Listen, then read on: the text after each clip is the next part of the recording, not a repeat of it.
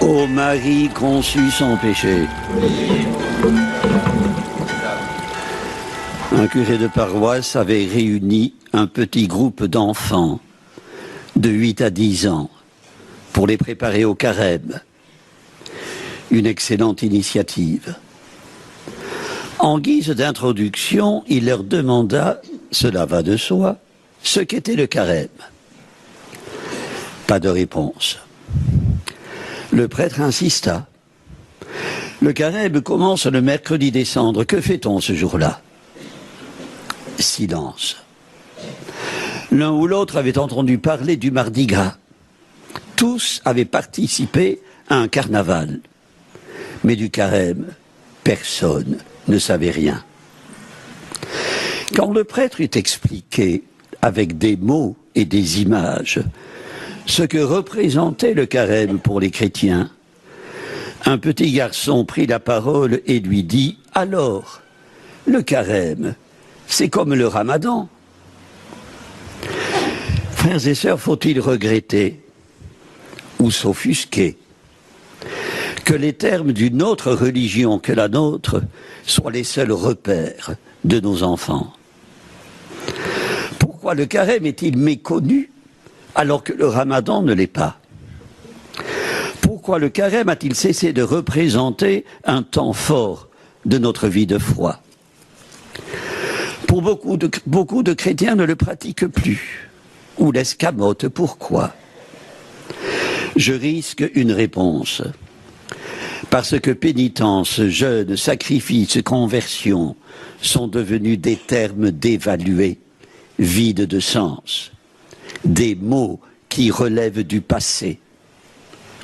Tout comme semble relever d'un passé fictionnel le récit que propose l'Évangile de ce dimanche. On le dirait tiré du fond des âges ou d'un tréfonds mythique ou cosmique, avec l'esprit qui conduit Jésus au désert, domaine de la peur, de la faim, des épreuves, avec un diable chamanesque qui l'assiège au moment même où la faim le tenaille et utilise des ruses dignes de la fable. Frères et sœurs, les trois tentations auxquelles fut confronté Jésus, celles de l'avoir, du pouvoir et de la gloire, ne sont au fond que des variantes d'une seule et même tentation. Celle de la toute-puissance, du spectaculaire, du magique. Ainsi, changer les pierres en pain est un acte qui relève du merveilleux, une sorte de tour de magicien ou de sorcier. Se jeter du haut du temple, idée qui ne peut conduire qu'à la mort, fait référence à un exploit de pur esbrouf. Quant à vouloir posséder tous les royaumes du monde avec leur gloire, c'est faire du pouvoir le marchepied de la gloire. Or, le message de Jésus est clair. En déjouant le piège tramé par le séducteur, il dévalorise une foi uniquement avide de merveilleux. Il efface l'image d'un Dieu victorieux et redoutable, un Jupiter tonnant, devant qui les peuples s'agenouilleraient et courberaient la tête. Jésus a pris le chemin ardu de l'obéissance et de l'humilité. Ce chemin, Bernadette Soubirous l'a pris à son tour. Entré en carême le jour même de sa fête, comme c'est le cas cette année, le 18 février, quel clin d'œil de la Providence. L'invitation à vivre ce temps liturgique en compagnie de celles qui, face aux tentations de l'avoir, du pouvoir, de la gloire, est restée indestructible comme un roc. Soudainement projeté au premier plan, ébloui par les feux de la rampe, cette enfant chétive et ignorante, qui semblait destinée à demeurer dans l'ombre, n'est pas tombée dans le piège de ceux qui auraient voulu faire d'elle une vedette du merveilleux religieux. Son choix de quitter la notoriété de Lourdes pour le silence de Nevers traduit toute absence de vanité, une étonnante immunité contre la vaine gloire. À Nevers, au jour de sa prise d'habit, elle confiera « Je suis venue ici pour me cacher. je veux me faire oublier, être compté pour rien. Frères et sœurs, prenons modèle sur Sainte Bernadette. Nous qui sommes exposés à la double tentation du désir de paraître et du désir d'occuper la première place. Le désir de paraître est notoirement fort dans un univers dominé par l'image, celui d'émerger et démultiplier par une société qui n'estime que les surdoués.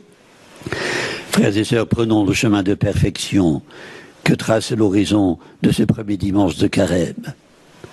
Progresser dans l'intelligence du mystère du Christ requiert beaucoup plus qu'un vernis de foi.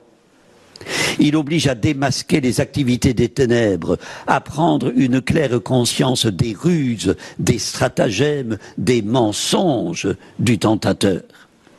Ne nous laissons pas tromper, étouffer, suffoquer par sa séduction. Le primat n'est pas aux obscurités dans lesquelles nous nous débattons, il est dans la lumière qui émane du ressuscité, dans sa présence tonifiante. Mettons-nous à son écoute. Laissons-le nous faire découvrir l'envers de ce que nous tenions pour l'endroit. Frères et sœurs, vivons dans la mouvance de l'Esprit. Amen. Prions le Seigneur. Dieu notre Père, ton Fils s'est fait l'un de nous, jusqu'à partager nos luttes et notre solitude. Il a connu la tentation, il a appris l'obéissance. Donne-nous de combattre avec lui et de sortir vainqueurs de l'épreuve par la puissance de l'Esprit Saint. Exauce-nous, car tu veux que tout homme soit sauvé pour les siècles des siècles. Amen. Le Seigneur soit avec vous. Et avec votre esprit. Que Dieu Tout-Puissant vous bénisse, le Père, le Fils et le Saint-Esprit. Amen. Notre-Dame de Lourdes, Sainte Bernadette, ô Marie conçue sans péché, priez pour nous qui avons